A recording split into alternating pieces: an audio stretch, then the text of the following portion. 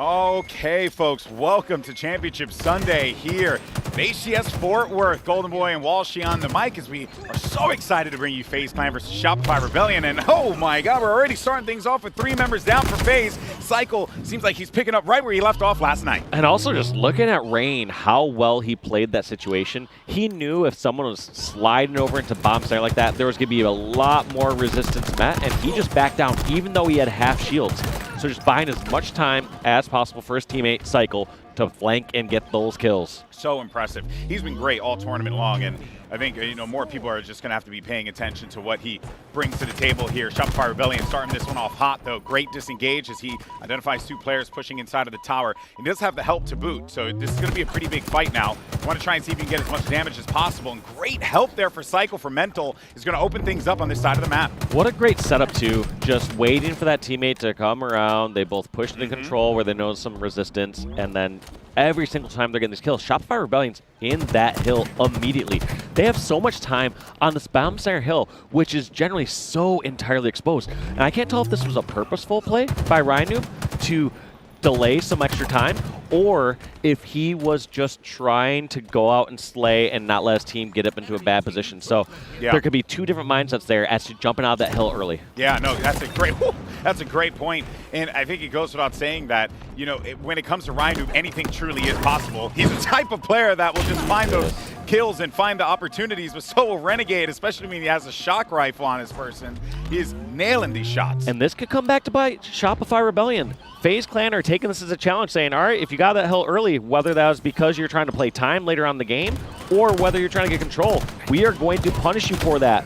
And here is a chance now that FaZe Clan just need 1 round of slays, and they are getting this hill. Yeah, well, Shopify Rebellion just stepped their toes right into it, get that first hill on the board. They knew they had to do it. They just couldn't really afford to give them much time. But also, too, they were holding that tower side on the push. So they had the elevator spawn and then held tower. So all that looks really good for Shopify Rebellion. FaZe identified that, and that's why they're sending some resources, or at least they were sending resources to the Whirlpool to try and push these players further back inside and maybe go for a pinch. But as it stands right now, this is Shopify Rebellion with map control pretty handedly. You got to see how FaZe Clan breaks this, because even in this position here, he's a very strong angle that he can hold if he's not careful. Cycle has just been a turret, laying shots on 3 different players, holding down this crucial position during the C-plat hill.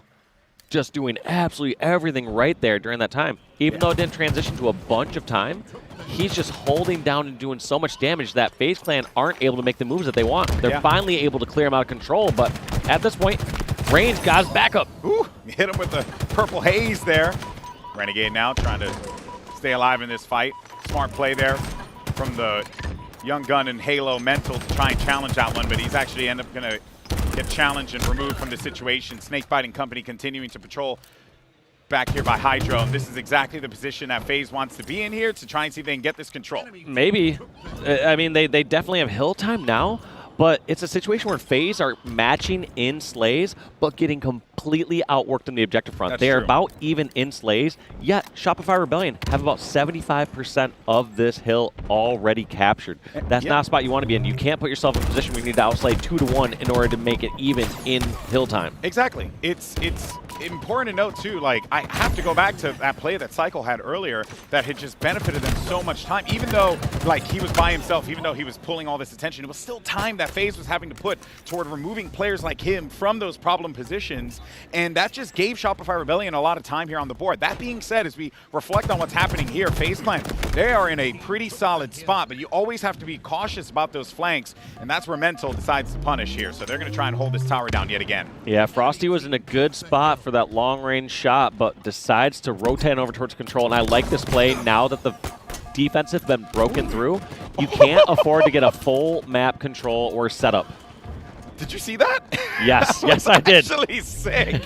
That was such a sick play there, but really heads up from Frosty, identifying that this was not going to be a fight that he could win, and using that grapple shot to give him the height there. Big play. Now, though, as Cycle tried to stay alive, he's going to go ahead and give a shot with the shock rifle as well. It's going to open things up potentially for Shopify Rebellion to be able to put bodies inside of this one here. Rain's got the support. He's waiting for him to come across to the nades. Doesn't really get to punish him there. A few players going to be scattered about as Rain's looking for the target. Let's be real. This next battle probably decides who gets this hill point. whoever wins this fight right here, FaZe are going to be able to close up the hill, or if Shopify can somehow secure these kills, they should be able to secure these next 10 seconds. But it looks like trades are going in favor of FaZe Clan, but the shock rifle from Cycle has something different to say, and that's going to be Hill going in favor of FaZe. We're going to see a tie here, 1-1. Yeah, great call there, Dave. That right there, and I think FaZe Clan obviously identified that as well and was like, all we have to do is just kind of pace ourselves in this push and just whittle them down one by one, because if you stagger those spawns, it's just going to be better for you. And Renegade, what a beautiful shot in the 1v1 BR fight against Cycle. You definitely want to see the Young Gun try and win those battles to keep them positioned here in Whirlpool, but when you play against Renegade, I mean, the man just knows how to live. So much damage. He's been no shields for about the last 12 seconds, just dancing back and forth there over at Turbine. Still staying alive there, holding down Needler and trying to help stop this push from the catwalk. Good try there from Cycle. He tried to get the stick. Doesn't work out for Frosty. A little too squirrely out of that one there. Jukes him a little bit to the left side. Here comes Rain playing the catwalk. Got two players, one by Orange Pipes, one long haul as well.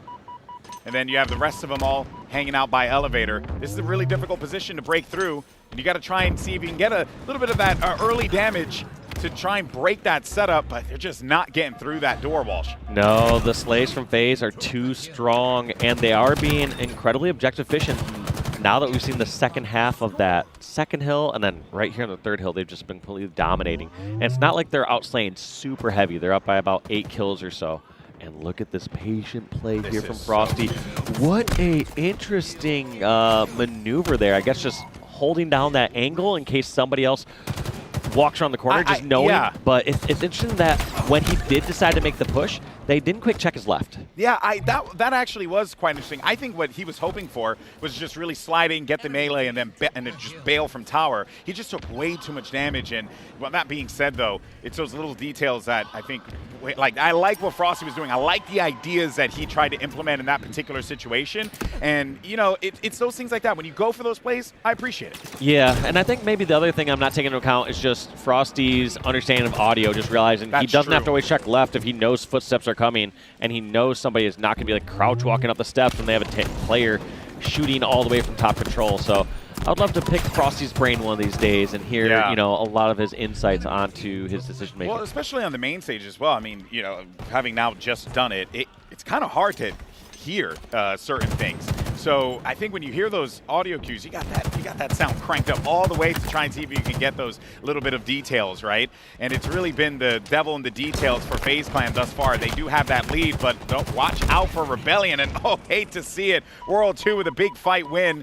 The Cycle's looking for the target and does manage to identify him. A back smack double kill over here toward Blue Pipes is going to keep them in a position to get this potential point there. Nice shot on Snakebite. Now waiting for another. He knows exactly where they are currently. These teams are not holding back when it comes to hill time, just being so quick with it. We got a quick and high-scoring game here on King of the Hill. It's not a one-sided affair like we've seen in many of our previous matches. Yeah, and I'm not mad about it. I do enjoy when a King of the Hill game gets rather contested like this, because it's all about map positioning and being able to, you know, kind of take your opponents where you want them to go and really manipulate the map to the best of your ability. That's why I love watching this game mode in play, especially at this high level. Yeah, look at this. Push decides to go on towards elevator. Cycle tries to test Frosty one-on-one. He gets the one shot off of him, though, you know? Gets the damage. Teammates able to pick it off, and Mental holding down elevator. This is going to be so crucial here for Shopify Rebellion. They're going to be able to try to fight any of these players here from FaZe if they are overextending out in the center just like that. And now World 2 has to decide, do I chase this person over at C? Do I run on over towards the hill? And during this time, Shopify Rebellion going to grab some points. Look at all this time they're wasting back at Hydro to deal with that one player. Yeah. Now they have to make the push across Catwalk, and they know the direction it's coming from. It's from Catwalk, or it's going to be from Angler Pit. These round of slays are going to be really important, and World 2 gets that kill. That actually opens up the elevator side of the map quite nicely with 43 seconds and counting left on the clock. And this is going to be FaZe Clan sitting inside of the Whirlpool, waiting to see if anyone will come in for the challenge. But an unfortunate series of events there, I think, for Rebellion. They were doing a lot of things right, sending 2 players long haul, trying to see if they can isolate a few of those fights and not give them those clean, comfortable engagements. But instead, you just end up seeing a Zerg rush happen on elevator side, and that just led to what you're seeing here. FaZe Clan with a pretty sizable lead and gonna get 3 points. Yeah, and knowing FaZe, I've heard that they've gone slain before here on Recharge King of the Hill, and that was only after having a 1-0 lead in some previous matches. I could totally see them, after they capture this one, just going to try to slay this one out. But to Shopify Rebellion's credit, they did such a good job on the very first hill of this game that it's going to be a tall order to try to keep them out of this hill this entire time. Yeah, it really will be. But it is that pit hill all the way bottom mid, which is a really difficult one to hold on to. That stands right now. Frosty knows that there's a target around here, and that's Cycle. But yeah, they're going to continue to slay this one out. There's really no reason for them to try and push this. Cycle knows that the onus is going to be on him to have to make these plays to get inside of there, and that's simply just not going to happen. With 18 seconds left, they got camo as well. All the call-outs coming through. There's just no way for Rebellion to be able to clutch this one up. Yeah, this one's going to be so tough, and look at this rotation through. Going to get the perfect flank over towards Sneaky. Does get the pick on Rain, and they can't deal with him just yet. And 5 seconds remaining. You can't fight Royal 2, just a 1-on-1, and that's going to be all of Shopify Rebellion cleared, and game 1 going in favor of FaZe. Yeah, that was a very, very clean game. I would definitely say from Rebellion at the beginning, and then you started to see a bit of those cracks begin to form, and that's when FaZe just took full advantage of it. And since then, it was all FaZe, full control, playing together, holding hands, and doing exactly what you want to see FaZe Clan do here, Walsh. So that was a clean win for FaZe, but not the cleanest, obviously, because it was still a 3-2. But I definitely felt like at the end there, they had full control of that map. Yeah, it felt like FaZe really kicked it up. Played really strong at the end, and like you said, it was 2-2 going into that, but FaZe undoubtedly the better team at the end of that one. That's going to be it from me and GB here for game number 1. We'll catch you in a little bit for Solitude Slayer game number 2.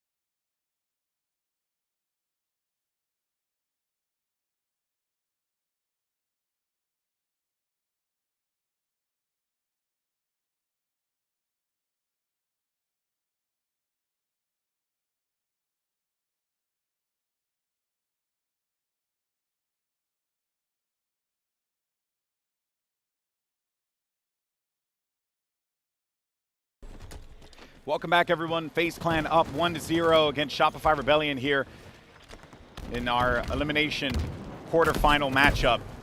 So much on the line here for these teams to continue their tournament life on the line. We're going to be here, of course, on Solitude. We'll see how this works out for some Slayer action, and big opportunity for Rebellion to get themselves right back into this game, Dave. Yeah, they have to start off strong here. You do not want to be in a position where you're down 0-2 against FaZe, and at least they got the Slays.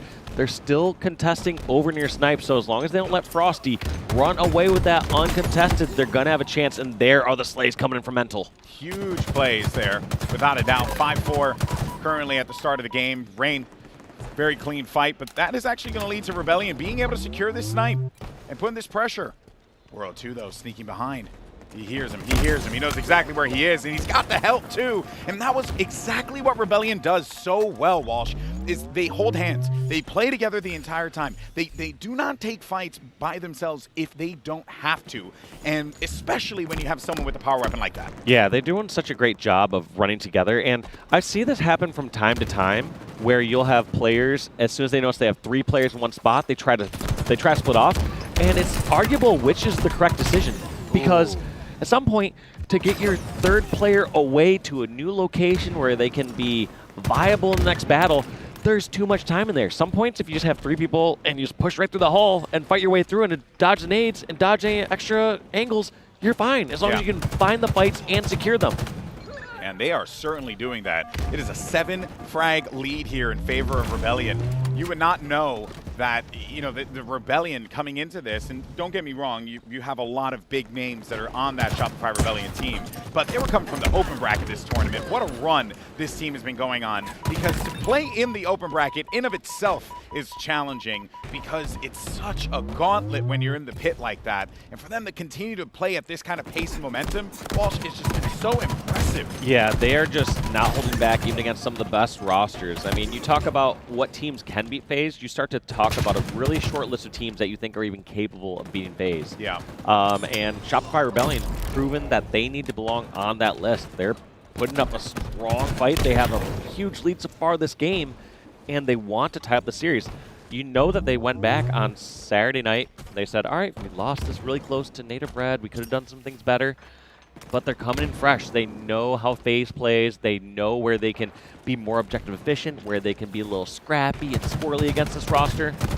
Ooh, I was going to say, speaking of squirrely, Renegade was trying to go for some plays there. The Quantum Translocator was actually ended up getting camped because they knew that he was going to have to TP back. I think they were going to try and make an attempt to pincer on that one too, but it didn't work out for them. That being said, it is FaZe Clan now with snipe control over toward that snipe ledge. 7-kill lead as it stands still for Shopify Rebellion, giving them no space to work with, but perhaps Renegade has something else to say about that. Oh! Yeah, I think that was a 2-for-1 body shot. But this was going to be the chance for FaZe to really bring this one back, because they had Sniper, they had so much ammo and so much time to work with, but Shopify Rebellion broke that pretty quickly, despite getting 3 people killed or damaged by that sniper bolt. You figured that would be enough to stop a push from any team, but Shopify Rebellion somehow pushed through and made it successful and got the sniper out of their hands. Yeah, they certainly needed to do that, because, of course, this game could have gotten a bit out of control. FaZe trying to bring this one back. Still down by a little, not a whole lot. I mean, you know, a decent round of slays here, and you're pretty much right back in this game. But of course, if you're Rebellion, you do not want to let that happen. World 2, though, trying to reflect any of those nades that were going to get banked on the ledge. Doesn't quite work out for him, and the lead continues to be sustained here by 6. But FaZe are slowly but surely, while chipping away at that. It's just whether or not they're going to be able to do so within time. Yeah, and it's going to be dependent here in just a moment on this sniper in the hands of Frosty. Frosty taking care of the immediate threat nearby. He's locked in on where Cycle might be over at LR. But this is just going to be what gets FaZe back in this game, potentially ties this up for them if they're not able to deal with this threat of Frosty. It's actually such a smart call from Ryan Noob here, telling the team, hey, we don't have snipe, so there's no reason for us to try and continue to push the snipe area. Let's turtle back in, because they're the ones, unfortunately, the Quantum Translocator got camped by Frosty, the right play to make there, and he ends up shutting him down. Now they're going to be within striking distance of 4, but you just keep seeing every time FaZe get closer, they trade another kill. This has just been happening. Rebellion just holding them off as much as they can. but also isolating those angles where they're True. not giving these open fights over to Frosty, but they're still able to apply pressure to these other members of FaZe. Now Sniper's out. Not sure if Mental and crew are aware of that, but regardless, the push is on. They are flying over towards Snipe Tower. Cycle being the leading charger over here and outmaneuvered slightly by Renegade over S4. Oh, actually a big double kill opportunity here for Rhino, but I thought he was going to be able to get that. Somehow this player has managed to stay alive. Unbelievable stuff. Rhino at that point has no other choice but to concede that he just got outplayed. Those are the frustrating ones where a person's one shot and just gets repulsed away from that first melee. Looked like he meleeed him too. Ends up not able to finish that kill, and when someone gets away one shot like that, it is just a heartbreaker, and we are back to essentially an even game here, Gold Boy, as we're in the final stretch. Unreal stuff that we're seeing. I think one thing that Rebellion were doing so well was the moment that they had targets on someone, if you were getting shot, chances are you were getting shot by 2 BRs. They've been really doing a brilliant job of just playing together the whole time. That being said, what FaZe have been doing is trying to isolate these 1v1s, and it's been working out for them. And that is the reason why they're right back in this, but the credit got to go to Rebellion on this, because with that way that they're approaching the map, they are controlling so much of it together. And one thing we've seen from FaZe as these weapons have come up around the Sniper is FaZe seem to park that weapon over at the Snipe side. Yeah, last time we see Shopify get this, they brought it over towards Loop, they brought it over towards Driveway, they relocate that weapon. And this is going to go so well for them if they stay alive, but players weak, you know FaZe have their eyes set on that Sniper, and they're going to be finding a flank and making a push on over. Yeah, so we're going to get 2 players pushing Tram. They're going to go for a pincer right out of the gate here. Smart play from Ryan, who's just peeking around the corner. Another one's going to be hanging out to boot. You have one pushing from the LR tunnel and another one coming from the Tram side. That's going to be Frosty. He's got that QT, so he sends himself right back to safety. And Ryan does go down in that whole engagement. Still going to be a 4-kill lead for the Rebellion thus far. Yeah, Rebellion has the lead. They still have the sniper in their hands, but it's been spotted. They know Mental has it, and it's down to LR. And effectively, not really great use of the snipe. We've seen FaZe be a much bigger threat and presence on the map when they have that weapon. And just picking off heads, getting some body shots, doing so much more damage with it. Let's watch the difference here as Royal 2 has the sniper on LR. He's going to take his time with this. He's got the game in his hands as well. 4 shots, potentially could be 4 frags, and they're right back in this with a 2-frag lead. Of course, though, if any Rebellion player decides to poke this, they know, and that's why they're just going to play this one out slowly. They might try and bait out a few of these shots just to not make it as much of a threat and prompt the movement from FaZe. But really, again, because they're down, it's going to be on FaZe to have to make these moves happen. And I like that Rain is just getting a little bit ambitious and pushing up a bit more inside of the dip. Well, right now, FaZe don't have vision over the center of the map. Yeah, even though they have Sniper, they should be able to take up some top center spots. They should be able to get this gold ledge. They should be able to take up so much more ground. But they're playing scared. They're playing down low, and somehow it's paying off with 2 sniper bullets and 2 headshots coming out of Royal 2. Yeah, massive kills there from Royal 2. And this is going to give them the lead. I mentioned before, he got 4 bullets on that snipe. He needed 2, and he brought them right back into this game. Rebellion, they were playing so well, but where are they going to find those kills? Where are they going to find that success as they're trading out a few of these, and now we're going to be all tied up. World 2 gets the body shot and the kill, and those snipe shots, when they gave that up Mental, that has really affected them at the tail end of this game. Yeah, we looked at when Shopify Rebellion had a full sniper. We didn't really see any kills come out of that sniper. Royal 2 hitting 3 for 3 shots that we've seen thus far, eventually taken on out. Not sure if there's any ammo left in that weapon, but the damage has been done, and it's 47 all. Snakebite is so weak. He's going for the fight, but he's got the help there, Rain. He's going to hold this one down. 49-48. Where's the spawn going to be coming from, though? Because Mental's going to be taking a fight with 2 players, but he's got help on the cross. He's going to go for this one. Ryan Noob's trying to send a grenade over to the other side. Here comes Mental on the push. Identifies one, and it's Rain who gets the frag. And Rebellion tie up the series 50-48 on that one, 1-1. Zero fear, zero hesitation there from Shopify Rebellion. They knew the player was weak in the dip. Mental and Rain just going on both angles, and Mental having one hell of a game. 19 kills against the superstars in FaZe. It has to be so, it has to feel good for the Gears of War professional players transition over to Halo Infinite. 19 kills for him. And of course, you got to give a lot of credit to Rain at the end of that game, because his position on Snipe Tower had pretty much set them up and peppered so many shots in those players toward blue. So everything that he was doing, expertly done. Even though he had 2,600, you still got the dub, baby. But that's going to do it for us here. We're going to get ready for map number 3. We're all tied up in the series 1-1. See you on the other side.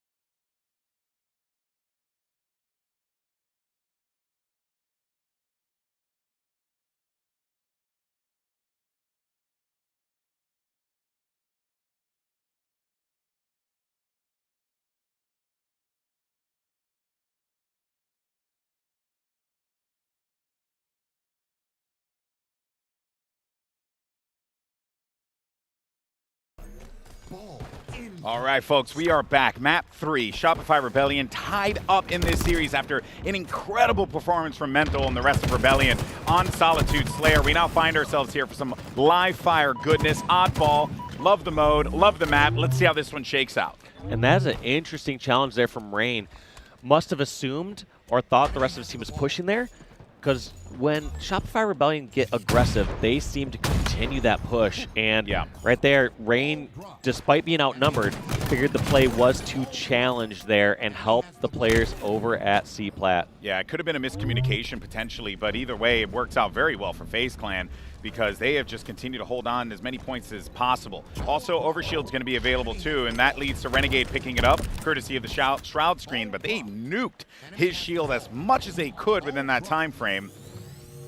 So it's not going to be that much of a factor here, especially where he's positioned right now. But it's enough of a comfort factor here where Rain knows he can't really take this one-on-one straight up, gets the damage down, at least gets to call off the OS, and ball time has been secured. I mean, 28 seconds, let's be real, that's a good amount of points right there at the beginning. I mean, they got the weapons, they got the OS, and now let's see what Shopify can do now that they're on neutral territory, because they don't even have the slays just yet to make any moves. So Mental brought that ball out over to the pillar door to just kind of put it in a more like difficult position, I guess, as well for FaZe to try and go for it. But they were also spawning over on the left side of the map, but we can see two members of FaZe. Snakebite just managed to pick up Ryan there. Mental's got his back. Snakebite's still going to be alive in that one. They're looking for this ball, and they're also looking for these targets. FaZe aren't really making themselves known all that much, and they're trying to just pull as much of the attention and the players out of that cover and the safety. And also, you're seeing, too, they're taking these 1v1s, FaZe, and they're winning those every single time. You want Rebellion to really get back to what has been working for them, which is grouping up and then just pushing forward, holding W. And they've made it such difficult decisions here for FaZe to know where Shopify Rebellion should go. As an example, during that last play where Renegade was back green, you saw the indecisiveness from that Shopify Rebellion player. They were like, do I go hunt down Renegade or back green? Do I charge towards pillars? And it's such a difficult spot to be in because you get shot in the back if you don't clear them out. You're wasting time going the opposite side of the map if you do go clear them out. It's just a really difficult spot. So great positioning there from Renegade during that last setup. Now, of course, with 42 points on the board and good plays that FaZe are making, it's going to be quite a bit for Rebellion to have to get this comeback. Good call-outs there for World 2. He knew exactly where to receive Mental when he fell down that little rabbit hole. And this will continue to be blue team, Holden, making sure that they can get that 50-point threshold crossed, which is quite a comfortable place to be in. And also, they're really not challenging them all that much. Great map control by FaZe, just putting Rebellion a little bit in their place here. Yeah, they're just playing so well. And one thing I'm also just noticing is, for kind of one of the first times, or not the first times, but in recent history, I always remember Snakebite being the main ball carrier for FaZe. And we're now seeing everyone else pick up that slack before. So I think that comes down to that objective efficiency that we've been talking about, right? Like, it can't just be one person. In these modes, don't get me wrong, there is always going to be that one player that prioritizes that particular thing a little bit more. But when you have the opportunity, you got to grab the ball. You got to hold it.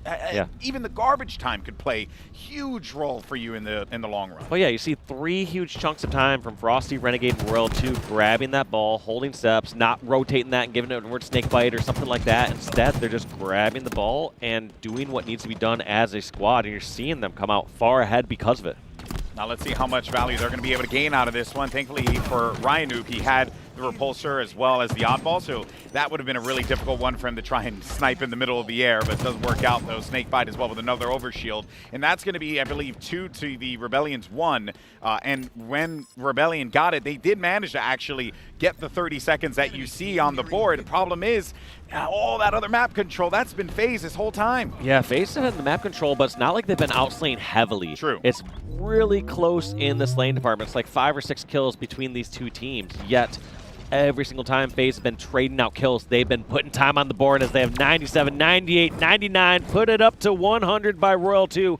And what a impressive effort there from FaZe, not needing to heavily outslay and handily winning round 1 of Oddball. And it was really just the way that FaZe approached that, right? They would get the ball carrier would be by himself. When you look at the outlines from the rest of the players, they're so far ahead because they're just trying to stop them right at their spawn, meet them right where they're coming out from. It's such a smart way to approach the map. And if anything, it just goes to show, like, FaZe on this live fire, like the work that they've been putting in is so impressive to just really lock down Rebellion like that. Yeah, look at this.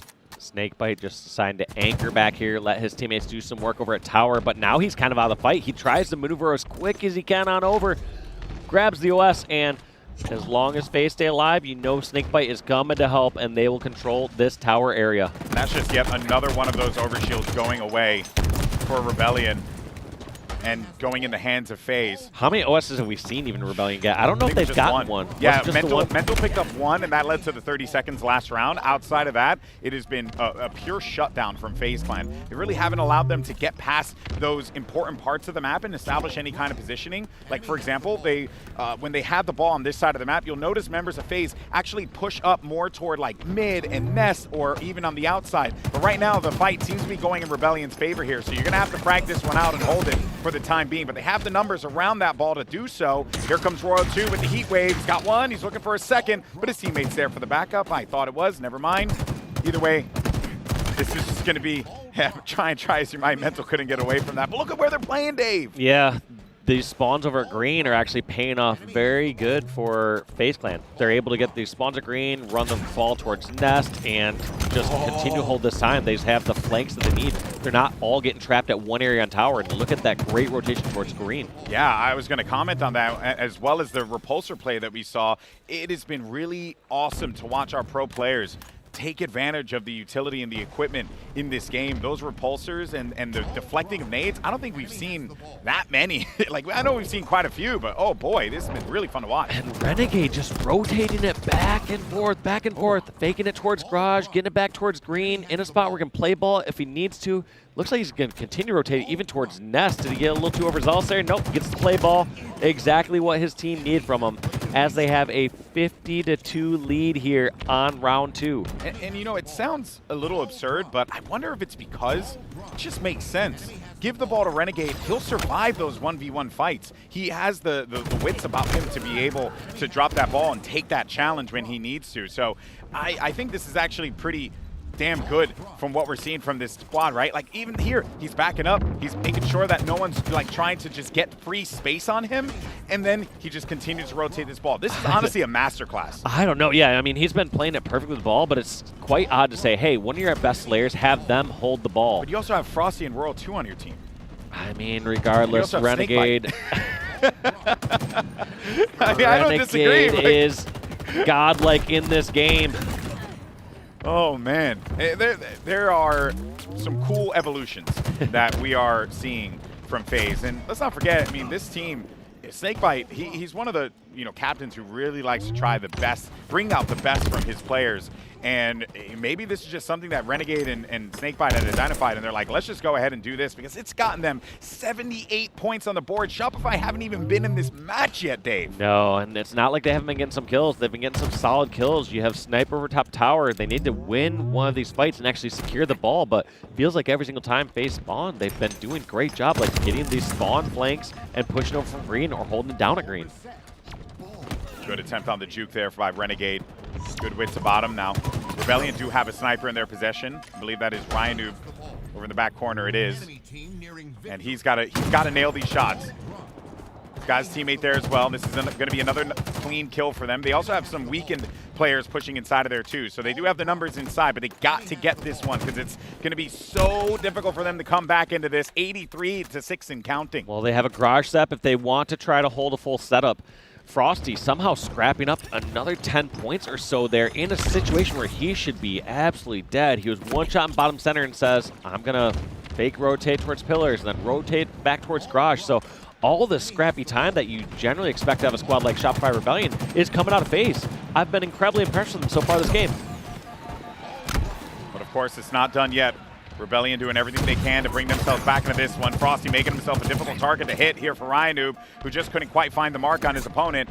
And he's getting pressured as well, so he's going to need to bail out of this, and survives long enough for his teammates to back him up. Exactly what you want to see, and he gets work done with that snipe. A body shot's more than enough, and that's going to give them a mud setup here with the ball. Yeah, ball in play here. Now, I don't know if they want to force this rotation, but it looks like Shopify decides to. They feel like they have the numbers, and they don't want to wait for the push to come in from FaZe, so they bring the action to him right over in the garage and get the kills.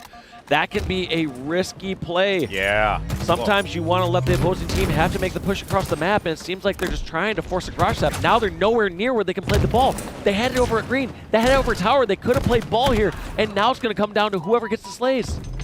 Still have plenty of time left, but we have to see if this play could have been a blunder for Shopify Rebellion. So far, it has not been looking great for them, but now they're going to go for the rotation here into the tunnel. No! Beautifully done by Royal 2. Another repulsor sticky from his opponent's nade. And the ball is going to be located down low. Frosty and Renegade keeping eyes over here at the OS. Renegade's about to just jump right on top of the second pops up. He knows that there's action nearby. Can he get it? He uses the Shroud. He jumps up a little early and gets the full OS, and you know he's going to be clearing out some players here. Mental, crouch walking, shooting with all his might to take off as much shield as he can. Yeah, he got a fair amount of it, but ultimately it is going to be a ball grabbed by FaZe Clan. Big pressure starting to come through from bottom mid. Royal 2's there for the backup, as well as Renegade when he had obtained the objective briefly. You got a player circling by Pillar, maybe one more by Ness, and you see that other guy over there by the house, so that just gets handled quickly. And I thought we were going to see that player potentially on Mud, but it doesn't seem like that was going to come to fruition. Ball's held, and this looks like it's going to be FaZe walking away 2-1 in the series. Yeah, also poetic fashion, the man who's normally doing most of the ball time here ends up having the least and closing out the game. It's going to be Captain Snakebite getting those last 15 points on the board. He won the game for them. To give FaZe a 2-1 lead here in the series. Snakebite's going to go back to his teammates and be like, guys, you see, I was doing objective I work. crushed I had at the 15 end. points. I was nailing this. Or he's going to say, hey, look, when I'm not the one that has to grab the ball, look at what happens. We crush. We absolutely crush. That's right. Keep picking up the ball. When I get the dub, we win games no matter what. But, wow, great game there as we take a gander here at the stats. But something to be said about the way the Renegade approached that live fire. A Slayer-heavy player, but yet playing the objective. It's an interesting situation, but I guess when you have those 4 players, you can kind of mix and match that, Dave. Absolutely. But we're going to have to see if Shopify Rebellion can bring this one back. Their tournament life at stake here. They're down 2-1 in the series, and they're going to have to bring it back here in game number 4, which is Argyle CTF. We'll catch you in a few.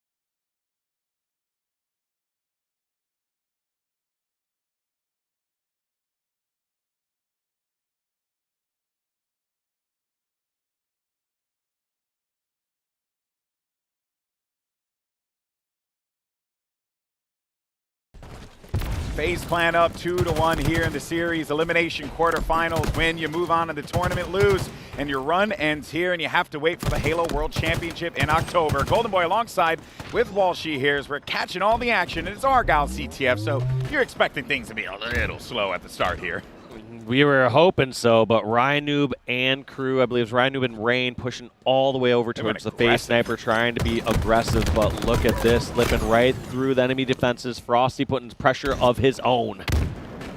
Rain, though, had his teammates back to pick up Frosty.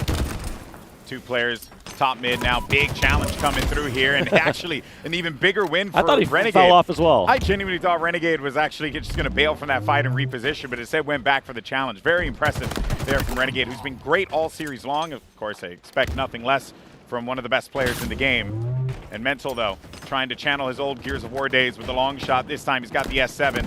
He's hoping he can find a target, but Snakebite's going to look to punish him. And there's Renegade on the flank, and that leads to a flagpole. And just look at the purpose of which this FaZe team ran with this. They got into the base and grabbed that right away to just try and pull these players back. Ryan Noob trying to poke back out and get a stop. A Royal 2 watching his teammates back, and flag down over here at Magnum. Frosty's going to continue running. And I feel like we haven't really seen this from FaZe perfectly in the past.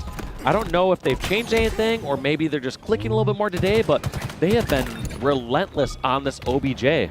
Well, it also just feels like a big part of what we've been, preaching and talking about here, Dave, is that, you want to see teams just push and have intent on a lot of these pushes. And FaZe, if there's a team to pull that off time and time again, it would be them because of that confidence that they push those sites with. So I really do feel as if with this 4 down, this is opening up an opportunity for FaZe yet again, and they have been in a good amount of control this map. They don't know this player's over on the snipe. Gets surprised by Cycle. See if it comes back to bite him. Well, I think that repulse helped him. Yeah, great job by Cycle there. And looks like defense has been almost good. All right, gets the shot, gets the ski shot over onto Snakebite. But I'm not sure what's going on with the sniper, if it's been snagged, but does not matter, as I believe Royal 2 has the new FaZe sniper guarding that flag and just watching, knowing somebody's going to poke on over there as soon as they feel like they have a moment. He's just got to be careful as well because, he's dialed in on that, but it's always going to be a bit risky in those situations. Halo's a game where you got to be moving around a fair amount. Got to be doing more action across the map. Yeah. And yes, that pays off once that player goes over towards that snipe, but if nobody does, which seems like he's able to get one bullet off, it feels like Royal 2 essentially left his teammates in a 3v4. Yeah, and also I do understand why he might not want to go and grab that snipe. Oh, he's gonna. He didn't trigger it. He clearly was assuming he was going to get off his QT. Yeah. And somehow did not get the equipment off. Yeah, that was the play to make right there. But now the snipe's going to go to Cycle's very capable hands. You have 2 players for Rebellion pushing up. Frosty's pinned in the back of the base now. Here comes the underground push from Mental and company. Looking for these targets, but Snakebite wise to it and poked at the perfect time. And they heard when that push was going to come through and time those nades effectively. But this is going to be an opportunity for Shopify Rebellion to make this flagpole reality, and they do so. But this will have to prompt FaZe Clan for that overextension on the opposite side of the map. World 2, the biggest stopper right here, eventually gets taken out over at the Magnum. Now all these spawning members of FaZe are going to have to push out from their own snipe side and push across the opposite lane. Right now, it's only going to be Frosty. Big fight here. 2 players to help. Can't get much out of that one. Ideally, you would have been able to take out one of those players, but you were by yourself in that situation, so there isn't really much that you could have gotten done realistically. But that is going to lead to 1 flag cap there for Shopify Rebellion.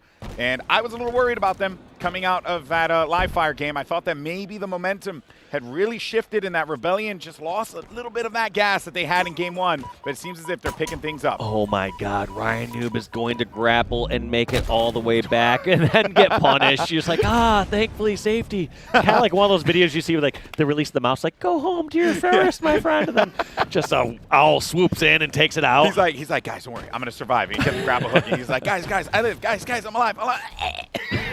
That was it. Hey, I love to see those moments, though, and good heads-up play as well by Renegade to just punish Ryan Noob. And that player who's always staying alive, it's always going to be a problem there. He got the stick. He didn't get the stick, but he is going to combine the snipe ammo, though. And I will say, you combine that snipe ammo, you just got to be a little careful. You don't want to give up all that ammunition to the other team. The Rain's going to start this run. Here comes some of the members. Renegade with a big kill. And also Snakebite now He's got this flag on the move. He's bringing it across. He's so clean with this run. Both flags moving, and I feel like I favor Shopify Rebellion in this situation. They have the better position. They have someone on the back flag here. Snakebite desperately trying to stay alive with a snipe, and you know Ryan Noob's going to jump on that recov. You know he's going to be going for that. Ryan Noob is not able to, though. And look at all these battles going back to the base. Feels like they're having some separate battles there as Mental gets taken out. Frosty trying to get the recov. And here comes the crucial play. Can Ryan Noob stop this cap? And tries to toss it out, but that's not going to be enough. I wonder what the game plan was outside of just bringing it to the back to just pull them further aside there. Maybe this is going to open things up for them because a few of these kills are coming in. You got 2 players, 3 players down for FaZe. That one play, I was trying to like piece together what was going on. They couldn't get to a comfortable position to make the recovery happen, so instead they had to just frag out as long as they could. Ended up getting 3 down, and the flag gets returned. Somehow bought enough time there.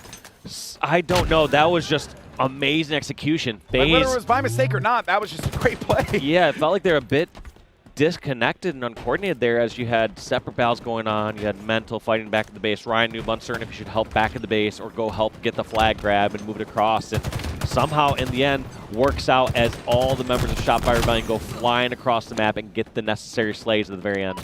Just look how absurd it is that Mental was getting pinned, and then he immediately called out, "I'm getting shot right where you are, Cycle." And then Cycle just turns around so quickly and just melts him as fast as he possibly could. It's that kind of help that Rebellion give themselves. And on top of that, you also have self-reliant players like Ryan that do a brilliant job of this right here, locking down an area of the map and just being a pain in the butt to deal with. Not just that, but he takes out Frosty, who had a full sniper with 10 bullets. Snakebite trying to pull a scrappy pull all the way across the map. Gets taken out by the sniper, and that's 3 down again. Frosty, only 1 alive. But let's be real, Frosty's been having a rough game so far. Even moments where he starts to get something going, he gets flanked, he gets taken out when he has those weapons. Yeah. He only has 3 kills to his name. They are doing a great job of shutting Frosty down so far in Argyle CTF, and Ryan Noob's picking off Snakebite as he spawns. Another clean run here for the Rebellion, and they go up 2-0. FaZe now kind of in a bad position, a really bad position, because Argyle is the type of map that is not for the faint of heart, and you will be more than likely losing to time in most games here. But for Rebellion, they have optimized their routes, and they are playing so well on Argyle that they might even try and end this one in just with caps. We shall see. I mean, it's going to be tough, but now that Shopify Rebellion has the luxury, oh, that's going to be a lag out, and we will figure out what is happening on this replay. So we'll wait to hear from the TOs, and we'll be back shortly with a replay of game number 4.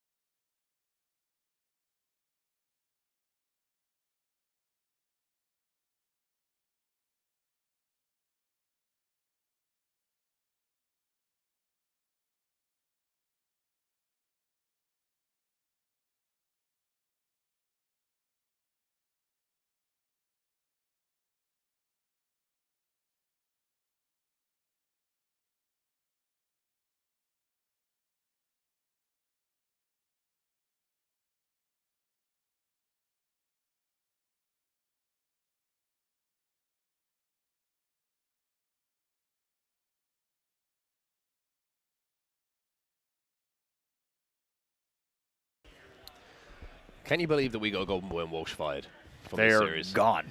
Gone. Ejected from the stadium towards the main stage. They've had to take over the main stage duty, so it will be Bravo and myself on set, joining you wonderful people at home to talk you through the end of this series, which we've been informed has been quite the series. We've been watching it in the green room. To give you a little bit of an update on the rulings, obviously we've had some unfortunate technical issues, but essentially we're going to be playing from the start of the game. Shopify Rebellion are 2-0 up in this game, but we'll be playing to 4 minutes of time. 8 minutes total, right? 8 minutes total. So when 4 minutes passes, the game will end, unless a flag is being pulled, of course, by FaZe looking to tie things up, or if there's a winning flag on the move or a tying flag. So keep that in mind. Shopify Rebellion 2 to the good. Only need 1 flag to close this out and send us to a game 5. And just in case you're just joining us as well, welcome along to the Bravo stream here. As you can see on the scoreboard, it is FaZe Clan up 2-1 in the series. Now, on the aggregate score, with Shopify with 2 flags on the board already, that makes things interesting here. Shopify is poised to send this to a game number 5 as long as they continue playing the same way they have been. Yeah, 100%. It's going to be very interesting to see if FaZe can find a way around this. And not a lot of time to play with. We just watched somewhat of an epic battle between Quadrant and Space Station on the main stage, where it took double overtime for them to get that first flag on the board. So tough situation for FaZe to find themselves in here. Certainly. And you could tell just based on the number of flags on the board, and they only have 8 minutes to do it. You have to think it's a tall task against a team like Shopify when you're down 2-0. A 1-0 game or a 12-minute game would be 2 very different scenarios. This is going to need to be FaZe playing very quickly. On the other side, though, Mental brings us a great point and a great note that as long as they play their midpoint defense and continue aggressing into the FaZe base, they will be set up pretty well for what should be now only 7 minutes of comfortable mid-map control. Yeah, interesting what they actually do here, because they had a pretty much a fresh forward edge. You can see that Renegade is fresh off the respawn, but it doesn't look like they're, surprisingly, I should say not so surprisingly, too hasty to pull that flag themselves and give a few deaths away. They just want to hold the map at the moment, and if you wanted an obnoxious team to go up against a hold a 2-flag lead, I don't think you'd have to look much further than Shopify. Yeah, we've been told that Ryan Noob has been up to his Ryan Noob tricks, unsurprising on a map like this. Build a Forge map, and Ryan Noob will find 10 different ways to be the most annoying player in the game on it, and that's certainly what he's been doing here. If you didn't catch the earlier games, it was FaZe taking game 1. That was Recharge King. Solitude Slayer went to Shopify Rebellion, and Live Fireball did go the way of FaZe, but as we said, 2-0 lead here on aggregate score for Shopify and Argyle CTF. Snakebite trying to get up the map at the moment, but every single time that you're seeing a couple of kills go down, it seems like it's defensive kills from Shopify. Frosty does have that flag moving momentarily. It's a bit of a QT trail, sending one player back up to the vents. Good cover fire coming in here, and I'll tell you what, there's an opportunity here for FaZe to maybe score, unless Ryanu can do what he needs to do to get his team back on the map. That's exactly what he seems to have done, but Royalty and Renegade now making their move. Can they get the return? Ryanu does it, times it perfectly, but FaZe still with pressure here. Really well done by Ryan Noob. You noticed that he was there for the return, but he stayed outside the circle to just get enough, and then stayed alive so that the flag actually returned on time because enough reset progress had been done there. It's an easy play in hindsight, however Ryan Noob makes sure to execute. Always thinking one step ahead of the situation. A lot of people thinking, I need to get the flag back home. Ryan Noob thinking, what's the most efficient way to do it? Yeah. Keep myself in this game for as long as possible. Pulls it off perfectly. Snakebite with some really nice shots there as well. This Frosty can't quite connect. ran out of web. Those things. Wow. Cycle and Rain there, just that is a tag team combo there.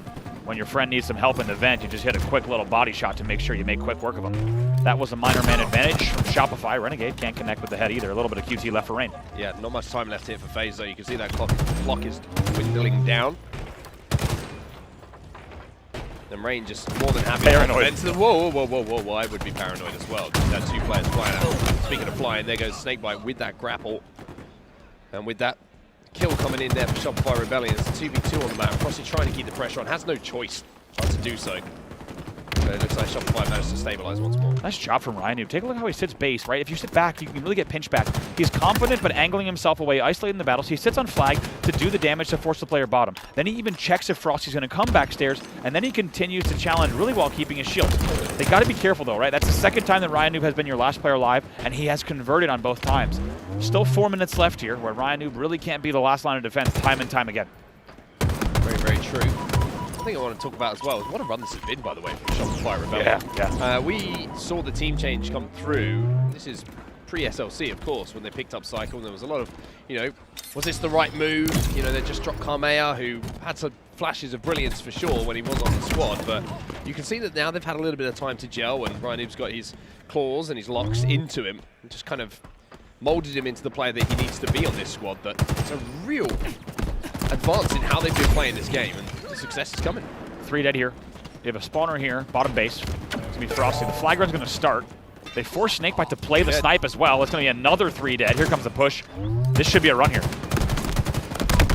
Could be a run, should be a run, might be a run. Last 2 players are taken down to no shields, but you can see as well, there's no urgency really here from Shopify Rebellion. They're not over-committing for it. Cycle just thinking, hey, what's the most important thing for me to do right here? It's not cap a flag, it's to win the game. Keep the sniper in my hands. Nice stick coming in from Rain as well. And again, 50-yard line just defended. Yeah, I couldn't agree more. That run could have been a little bit different. Right? If they turn the corner with that flag, you're going to force Snakebite out, and I think they could have had a sniper watching that turn as you go to engine. However, I think you're right. They're not taking chances if they don't need to with a 2-0 lead, and now as you look at the clock dwindling, less than 3 minutes left in this replay. He's trying to be aggressive, but getting these players out of the back of the base with the way that Argyle is designed is such a frustrating map sometimes to try and get back-to-back slays. Even when you get a fresh 4 dead, you know that the players are coming off a respawn with grenades. Use those ramps to just ramp straight up onto the flag stand, and it's almost impossible to get the flag off the move. I think the most difficult thing to do is actually get the flag outside of the base the first time, around one of those corners, and then you do have a chance. But Ryan here with some more perfect shots onto Frosty, and I tell you what, Ryan looks like he's cooking at the moment. I really love the defensive positioning that we're seeing from Shopify. Now, it's easier to do when you have the 2 flag lead, but they are consistently challenging once again from the back of the flag, not the back ramp, but on the flag platform, which makes it very difficult for players to push up through your plasmas, and then they have built mid-map control from that. Now, less than 2 minutes left. As a reminder, the clock will stop at 4 minutes left in regulation in this replay, and with 2 flags needed for FaZe, we are looking like we're going to a game number 5. Mental just making sure nobody sneaks through as well. You can see this positioning. That's kind of like the only sneaky way maybe that someone might get forward, but it's actually now inside the FaZe base. He's going to be trying to slide this one out, and again, FaZe probably thinking, hey, the last thing we want is to know that our flag is away when we're so desperate to get them ourselves. In a 1v1, and Mental wins that one as well, and that's a couple of battles we've seen Frosty fall. 1-12 in this game, a very uncharacteristic performance. Really great bait from Mental. Mental actually tosses the flag immediately, drops back ramp, and catches Frosty off guard. It's a really nice play. Both flags are out, though. Both flags are out, but this is better news for Shopify Rebellion than anyone. A flag standoff for them is perfect. It means they can just burn more time off of this clock. Cycle gets one as well. FaZe are 3 dead. Should get a re This here. might be game. This should be game right here. That flag is going to re, and that's going to be it. Flag does go in. We're going to a game 5 here between Shopify Rebellion and FaZe Clan. So, sit yourselves down, everybody. Get comfortable. We'll be back in a few moments, but game 5 just around the corner. Going to be Aquarius Slayer. We'll see you then.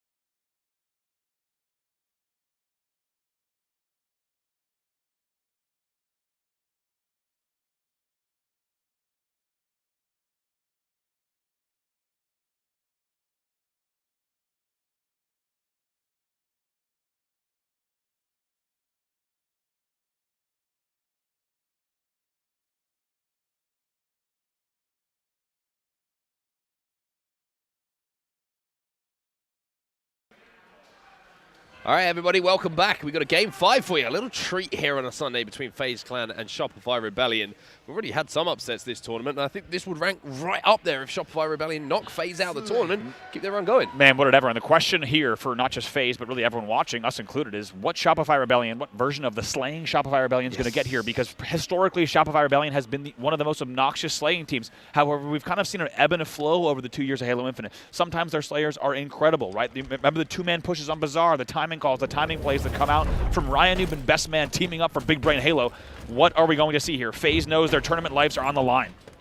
We'll start off with the point of view of Royal 2, and I just wonder how this game is going to be played pace-wise. Is it going to be fast? Is it going to be slow? Is it going to be one of those games that gets out of control very, very quickly? Well, Royal 2 finding the heatwave uncontested, somewhat of a surprise, as Ryan will be the first player to fall. What an interesting slow start here. Neither team wanting to be the one that makes the mistake, so rather than flying out and really having all guns forward, instead, we see things really off to an admittedly awkwardly slow start in this Aquarius Slayer. This is not very customary. For anyone who's played the game knows exactly what we're talking about.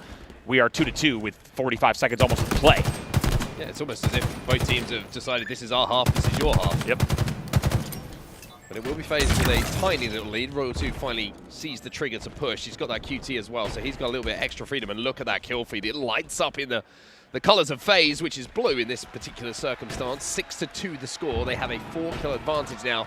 Shopify all trapped in the back of blue base. Really impressive from FaZe. Can they do it again here? Already with a 4-kill lead, they are playing systematic Halo. We'll see if they can keep it up. Here comes the push. Oh, big stick from Renegade.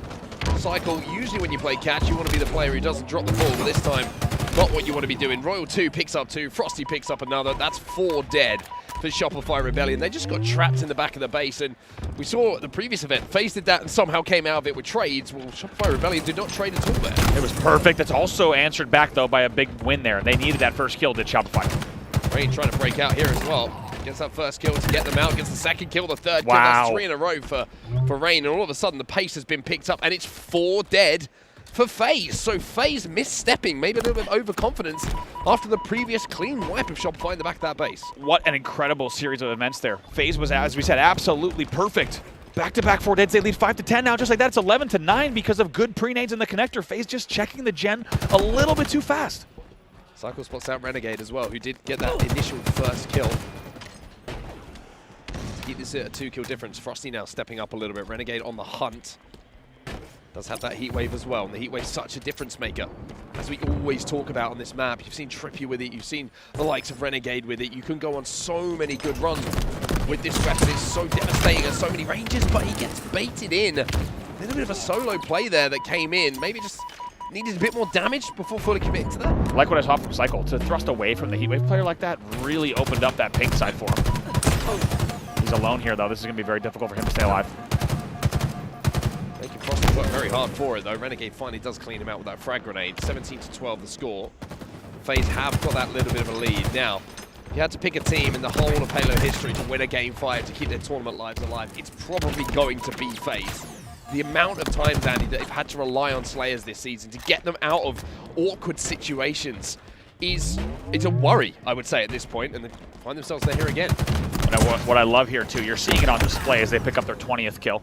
They're slowly continuing to win these big, big battles. This is not tick-for-tat. This is not tic-tac-toe. They're making sure each time they're getting something like a 3 or 4 dead, and that's reflected on the scoreboard. You know, FaZe understanding just how much is on the line here as they now lead 22-15. Look at Renegade go 10-5 in this game at the moment for FaZe Clan. On the other side of things, it's Rain, like we saw, who picked up those big kills to get Shopify back into the game, who's leading the way. He's 7-5 at the moment, as we do see him taken down momentarily. Cycle trying to clean up the damage, but look at the baiting and switching here from FaZe. And Cycle, no shields, knows he can't challenge because there's 2 players there. Royal 2 accepts, and now you're seeing that lead start to extend it.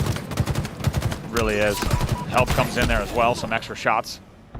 26-17, and FaZe now maybe feeling like, okay, we have a point now where we don't need to rely on this slower gameplay and needing 3 or 4 deads. They might even start to trade a little bit more here up the pace. Yeah, I think it's going to be interesting to see how Shopify play this, because we talk about how Aquarius Slayer can be quite a mental game, right? You do have these big swings, but we know there's a possibility, and we've seen it many, many times now on Aquarius Slayer, where you can put the run of 10 kills pretty much without response together yourself. So Shopify are going to have to play together here, play tight, look for that 4 dead. If they can find it once, there is a way back into the game for them. Was a momentary 2v2. 9 kill difference now separating these two.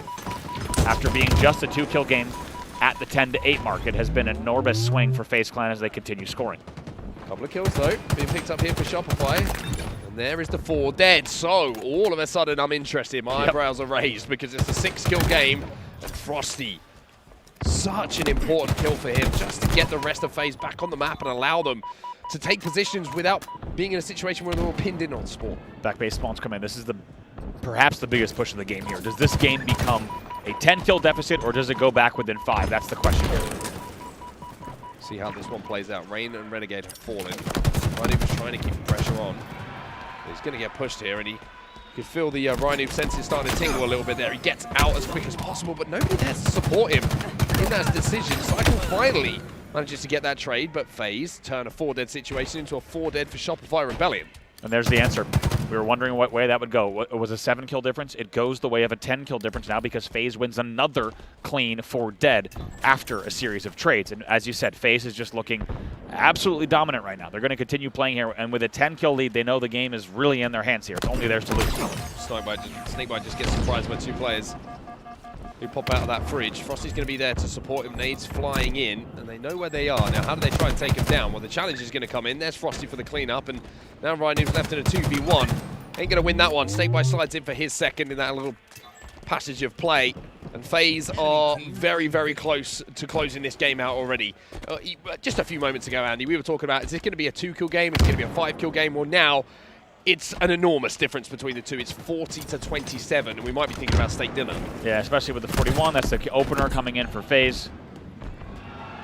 Whether or not steaks on the menu right now, it would need to be a Herculean effort and a complete crumble of the FaZe strategy. And I got to be honest, when you talk about the players on FaZe, it just doesn't seem likely at this stage. They will now be at 43-28. I was talking about how FaZe need to get their marketing team and their design team on a couple of t-shirts. One that says late game composure and one that says game 5 kings. Because they're here again, 6 kills away from closing out a game 5 where they were down in the series. They looked like it was going to be another really, really tough test for them. Well, it's another test that they're passing, but I think coming out of this series, Andy, if they can close this game out, of course 6 kills still to go, they've got to look at those objective game types because they cannot keep relying on these game 5 slayers. Absolutely not. Well, maybe they can.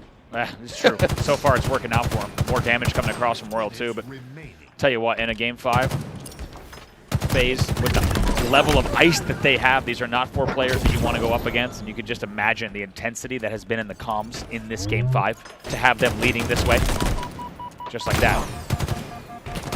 See if this kill comes in the back of the base. 48-31, 2 kills to go. 2 kills to go here for FaZe, and it will be yet another game 5 win for them that keeps their run in the elimination bracket going. It's Frosty who gets the final one. It's 16-7 for Frosty. Quite the turnaround from that game 4 for him.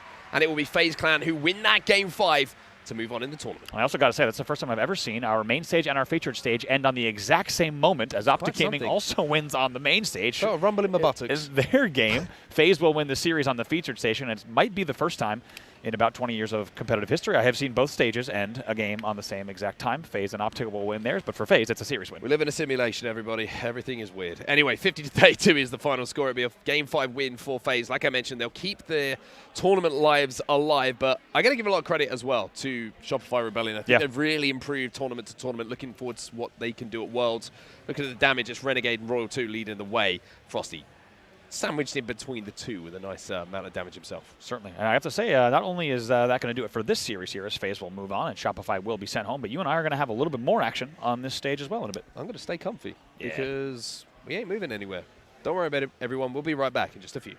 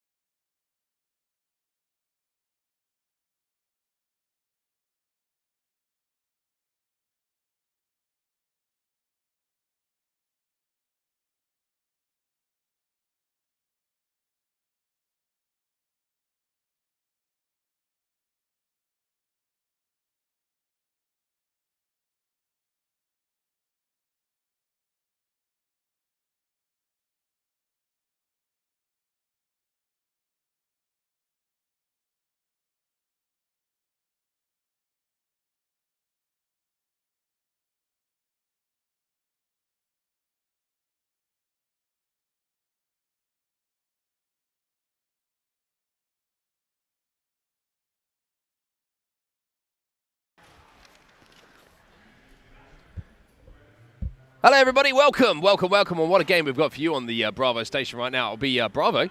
Hey. And myself, Onset, taking you through this Space Station Gaming versus FaZe Clan. Now, you might be thinking this should be a grand final. Well, you would be very much mistaken. This is an elimination bracket game, and one of these two teams will be going home. We've got the two most recent winners of events, Andy, going up against each other, and one of them will be packing their bags. Yeah, this is absolutely wild. This is only an elimination semifinal. To be honest, it's crazy that we're covering it here on the featured station, but very happy to be able to bring you the action live. Of course, your elimination semifinal here as we get into game number 1 will be Strongholds on Live Fire. Let's just give you a bit of context what just happened. Of course, Space Station with a very hard-fought victory, a 3-1 victory over Quadrant, knocked them out of the tournament and find themselves in this position. For FaZe Clan, it was even tougher. They went all the way to that game 5 against Shopify Rebellion, but they did win that one pretty conclusively with that 50 to 30-something Aquarius Slayer win, where they once again clutched up. But this one is always a fun one to watch, Andy. I feel these two teams are so evenly matched. Yeah, this is absolutely wild, and you could bet that the coverage will also continue across every screen here when that main stage match ends. All eyes will be on this stage. It doesn't matter where this match might be happening in the venue. This is one of the best, without a doubt, for the weekend. And it's 4 dead off of the open for FaZe Clan.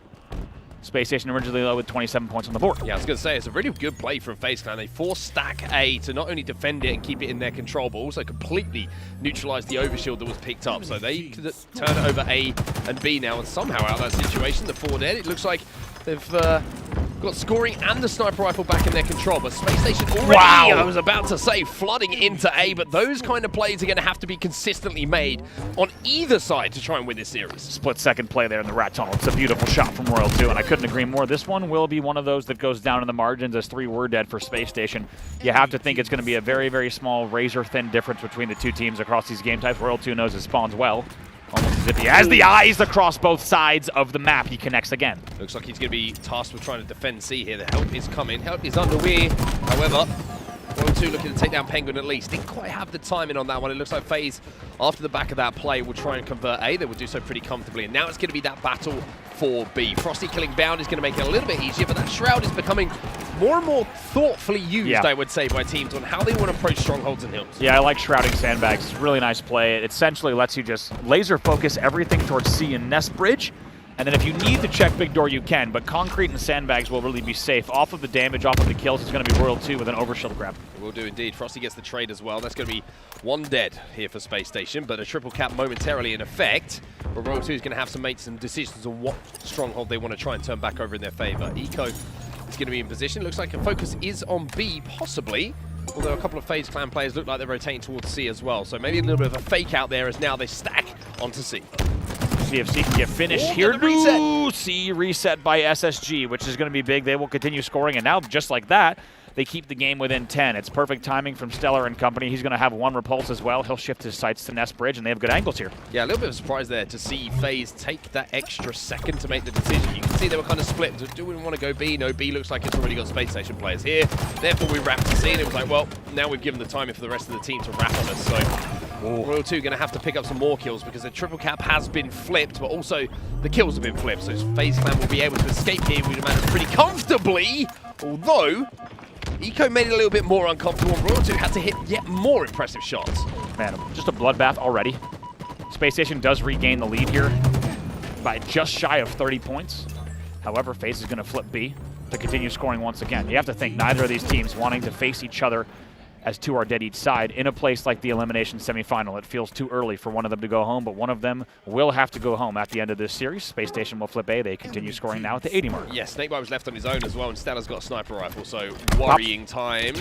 Get the back smack, but there's a plasma pistol kill, something we don't see very often, popping up on our kill feed. Another flank coming in here. It's going to be the sidekick.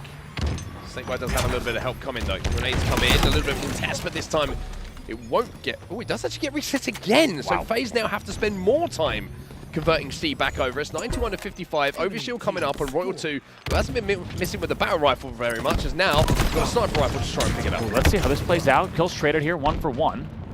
What can Royal 2 do? This should be an easy win with minimal damage. He does take that one. Should be able to just scoop this, perhaps, if he can win this battle against Scoreboard. Straight 1v1. Stella versus Royal 2, 2 of the best shots you'll ever see. The repulse on both sides as well, but Stella takes that wide angle and will be able to grab this one, you would imagine. But here comes Frosty. Can he pop it? Can he lock it? Yes, he can. Stellar with an overshield is a terrifying sight. He picks up one, but Renegade did a pretty good job to take most of that OS down. What an interesting mental battle. Royal 2 actually goes for the blind repulse on the overshield pillar, thinking that Royal 2 would thinking that Stellar would definitely challenge it on the pillar. He doesn't, though. Stellar goes for the fadeaway, and really interesting mental games. You don't always get that with players in that exact battle here. Will be BC in control of Space Station, scoring now 113 to 74. Something I've actually noticed about the way that Stellar plays a lot of his gunfights as well. He's not one of these players who's happy to trade. Some players you see kind of sliding forward, running forward, looking for the two-shot melee just to guarantee that they go get a one-for-one. Stellar always kind of backs away from the fight, keeps a little bit of distance, backing himself to hit the shot. And I think that's just testament to not only his confidence, but the way that he's been shooting very recently. 3 dead on either side at the moment, 2 dead, excuse me, on either side. But Eco inside of this B Stronghold looking to flip it back over to SSG. Eco avoids those grenades very well, and he will get the flip. So now BC in favor of Space Station. This game has been absolutely non-stop since the get-go. Unsurprisingly, however, with a scoreline like 124 to 81. Penguin. Still so much to play for. Penguin, make sure to get the reset on C. That will continue the scoring run for SSG. They are now halfway to the finish line. Pretty sure that Penguin hit the little pillar jump there to jump up to bottom tower just as Bound was distracting. Bound was staying alive, and that allowed him to have the flank and get that reset onto C. So I would say SSG at the moment, quite simply, the score is how it is because they are out-rotating and out-thinking FaZe fans. FaZe are falling into a few traps, in my opinion, that are being set, and Frosty, even though he's picking up some good kills in this game, he's 9-9 at the moment. They're just being out-rotated and out-thought. Down goes for the 180 on the heat wave. He will hit it in a trade. 1v1 in for Eco and Renegade now for the moment. Eco will have spawners though. However, it's a 1v1 for the overshield for the moment. It is Renegade.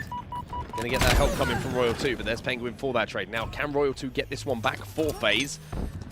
He might be able to, but the only problem now for FaZe is even with the overshield, you can see that A is being flipped, and the score is starting to get a worry for them. 172 and rising. SSG still in control. Royal 2 needs to go on a spree here. He's got the overshield, he's got that sniper rifle, and he needs to put it to use. Oh my gosh, Stellar almost gets the stick, but it's a really great repulse. Oh my god, Stellar! Wow! I mean, I said he needed to go on a run, but the combination of sticky grenades and just a little bit of help that came in, Repulse just seasoning on top of the pie, means that Royal 2 is completely negated from the game, and that's got to be something that checks you out mentally. You would need a very large university blackboard to break down the exact formula of what happened in that exact moment. Stellar flies in for an attempted stick from the cuts on the overshield. Royal 2 repulses both sticky grenades, which I think ends up in an insta behind him to neutralize the overshield, and Stellar lives there. As a result, they are only 30 points away from ending this game. Yeah, what a complete momentum shift that is. Frosty alive with the sniper rifle, but it's going to have to be a run here from FaZe. They need to get inside one of these strongholds, but you can see that the split on the map at the moment is SSG inside of both A and B, and it looks like FaZe are really struggling to break. Now the reinforcements come just to defend B. Eco can play his life for a few seconds, allowing Bound to move in for the killing spree. Snakebite pretty much left on his own as the final player from this push, and surprise, surprise, there's a sniper rifle in the hands of Penguin. And we were talking about Stellar in the last game. Well, we're talking about Penguin this time because it's going to be SSG who close out game number 1. Wow, and what a way to do it. 250 to 81. Let's not forget that game was tied at 50. Yeah. So for SSG to end it in the way that they did, the fashion that they did, I think Stellar's play against Royal 2 Overshield probably sums up kind of the game and just the combination of teamwork, coordination, being one step ahead, and also maybe even a little bit of luck on their side in terms of how things played out. Look at that scoreline. It's absolutely enormous. We'll see if we get to see the kills tab as well, but SSG with a very convincing game number 1. Yeah, out-teamworked. I think you talk about the big moment, sure, they went the way of SSG, but I think the general pattern of that play was SSG were always baiting FaZe into making the wrong decision, doing what they wanted to do. And Penguin, I mentioned how it was all about Stellar last event, where I think Penguin's been the standout for SSG so far. 17 and 11 in that game for him, and I'm just thinking back to the Argyle game as well against Quadrant. Some of the shots he would hit were absolutely fantastic. They really were. Each player in SSG with 11 deaths even. You really can't ask for a team to be more on the same page. Good. Hey guys, we're all going to get somewhere between 7 and 17 kills, 11 deaths each. We'll win by an enormous margin, actually a little bit more than triple the opponent's score, and that will be game number 1. Game number 1 going to SSG, then FaZe once again fall behind in a series.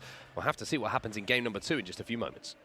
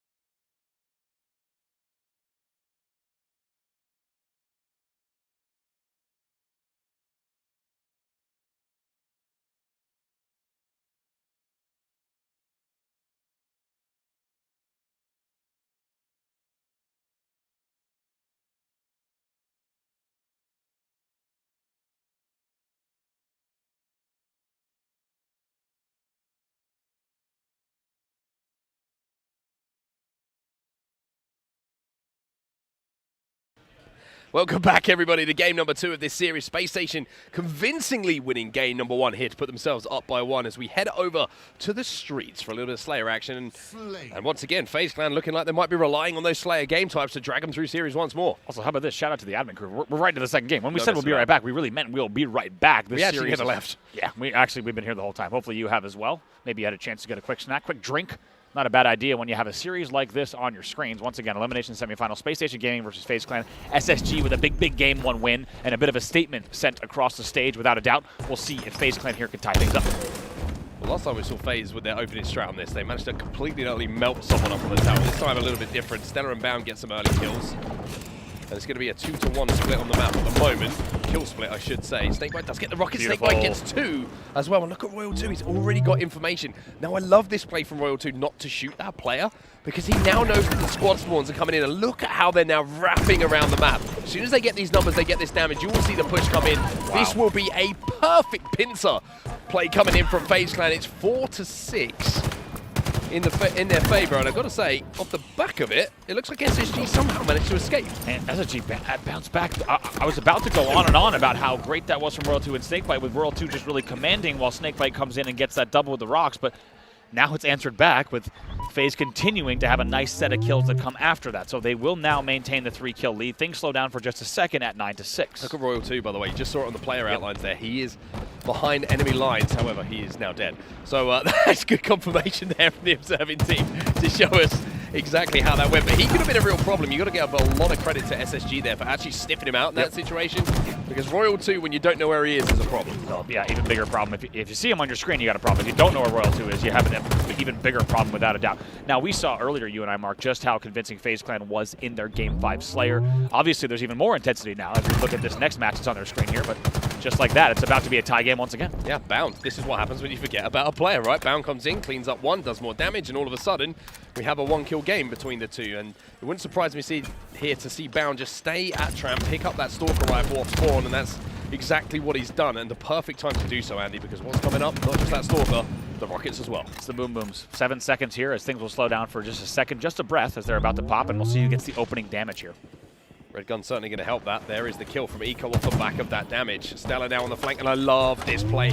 Something I love that Space Station always do, and this is a good opportunity for us to actually break this down as Eco cleans up the last 2 players remaining. Still 2 rockets to play with, by the way.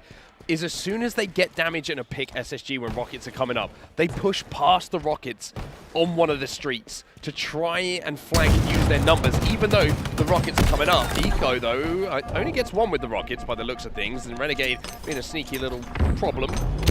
Sneaky turtle, I wanted to say there. No idea why, but Turtles can be sneaky. they can. Does manage to do enough damage to get that kill. FaZe Clan falling behind in these few moments. Off the back of that rocket pickup, though, it's 14-19. SSG with somewhat of a lead. Sneaky and heavily armored. As you say, 5-kill lead. That's up.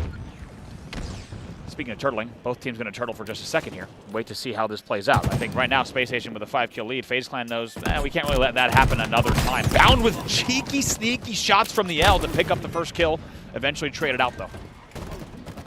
Snakebite has been a little bit quiet in this series so far. Doesn't get a double, and just on time, almost lines up a triple. More damage onto Penguin after those 2 cleanups.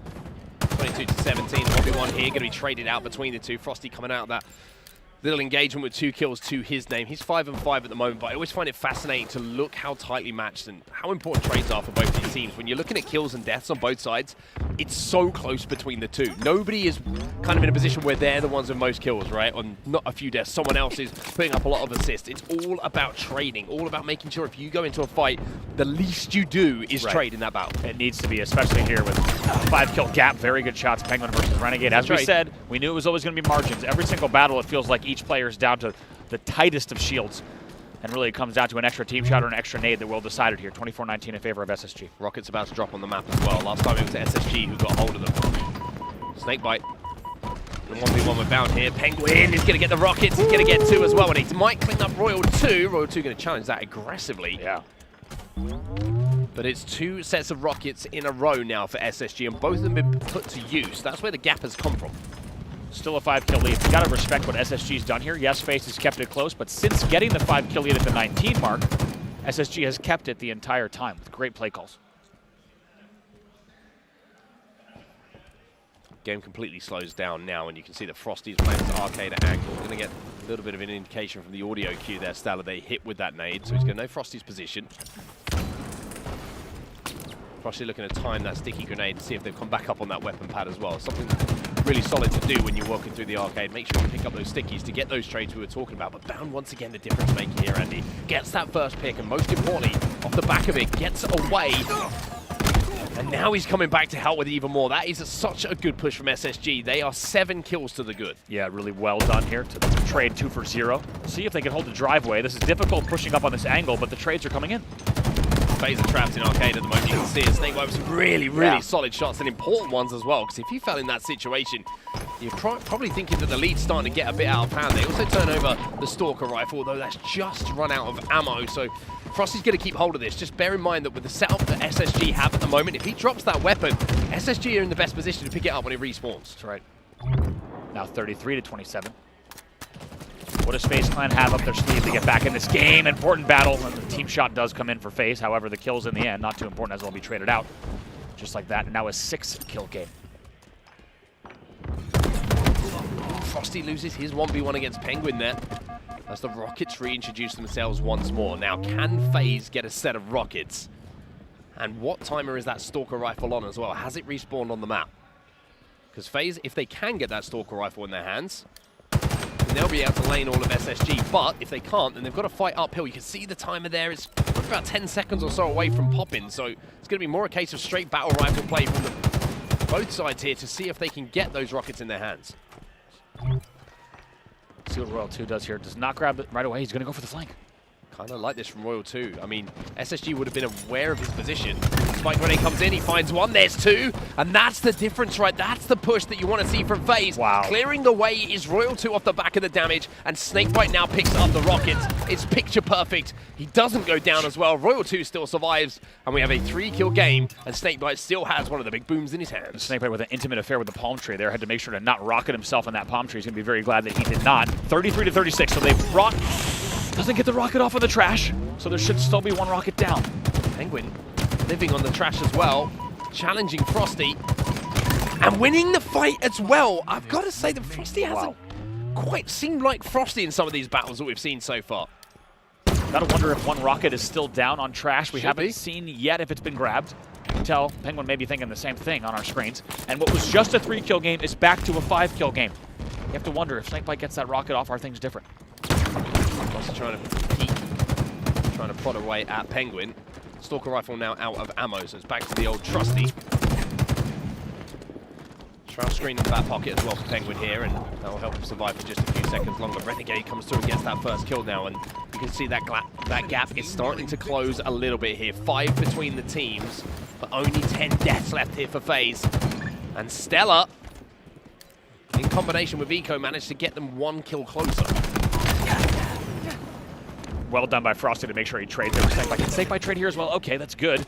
However, for both sides, I think they're going to be happy to get a trade out of that one. That keeps the game within 5, but now the danger zone. This is dangerous territory, and FaZe knows it, and they make sure to get the next kill. Maybe another one, another trade, 44 to 40.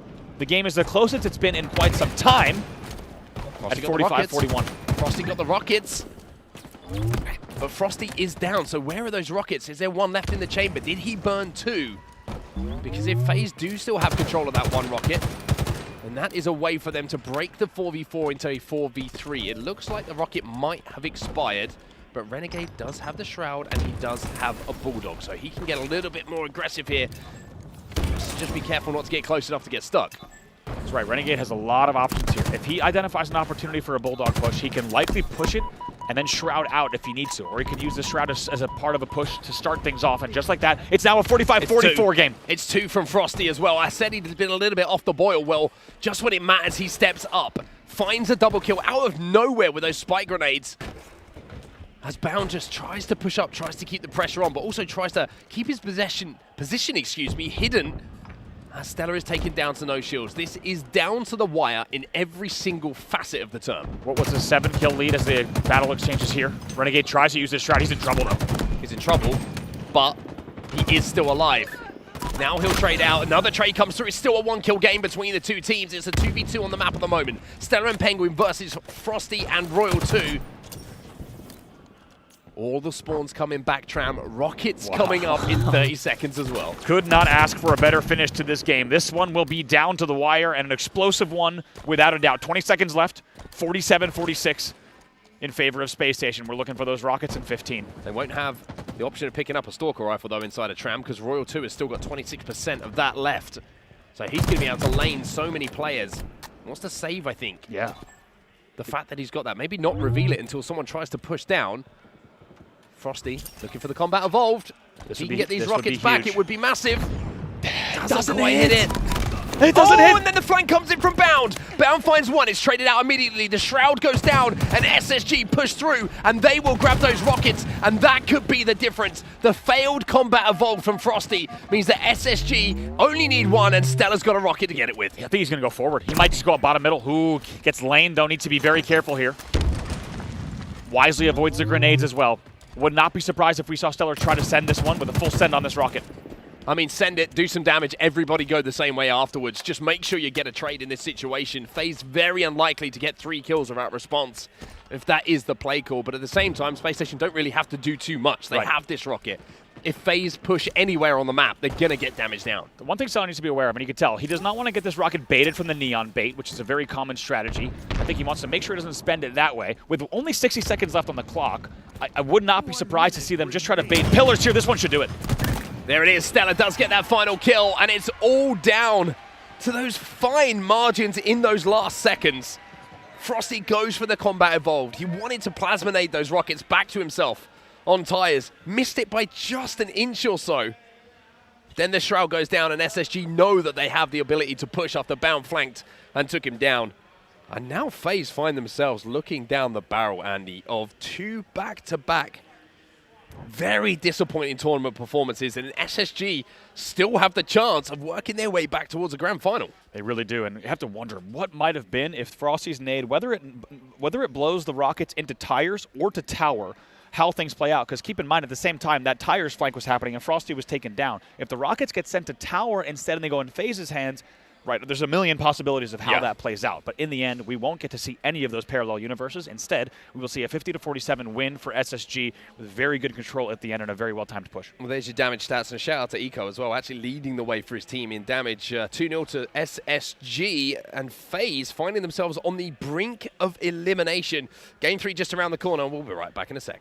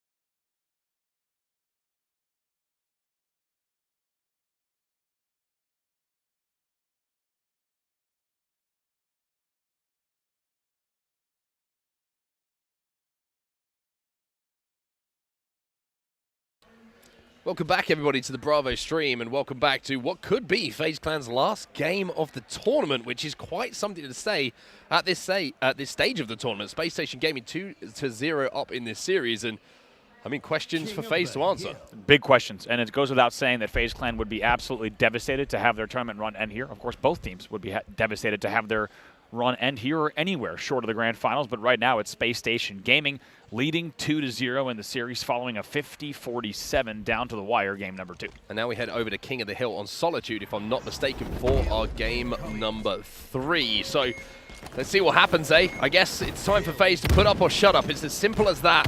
They need to win this game to elongate this series. For SSG, though, it would be another big result for them, taking down FaZe Clan, who have given them problems in the past. Yeah, and for FaZe, you feel like the King of the Hill maybe is a welcome game type at this stage of the series, just because we saw what happened in Strongholds, right? 250 to 81 or so. Just a blowout game where Space Station is clearly just outpacing FaZe in the entire game. However, if we look at now at a King of the Hill, it might be an opportunity for FaZe Clan to slow things down for a second, focus on the same objectives throughout the game, and one hill at a time, make sure they stay in this series. Yeah, I think it's very interesting to see how FaZe play this. We, of course, saw them play a King of the Hill earlier in this tournament that they won 1-0. Right. Which is quite something, just that first hill being capped and then just playing the timeout for the rest of it. Frosty's going to have this sniper rifle and already putting one into the belly button of Stella. And he needs to, right? Because every time you see Stellar with this weapon, he's just dealing damage, body shots, headshots, it doesn't matter. So Frosty, I think, knows that there's a certain pressure to step up, not just in this series, but against this specific opponent as well. Renegade just getting caught off guard a little bit there, but doing some damage on his way down to the grave. A little bit of early time here.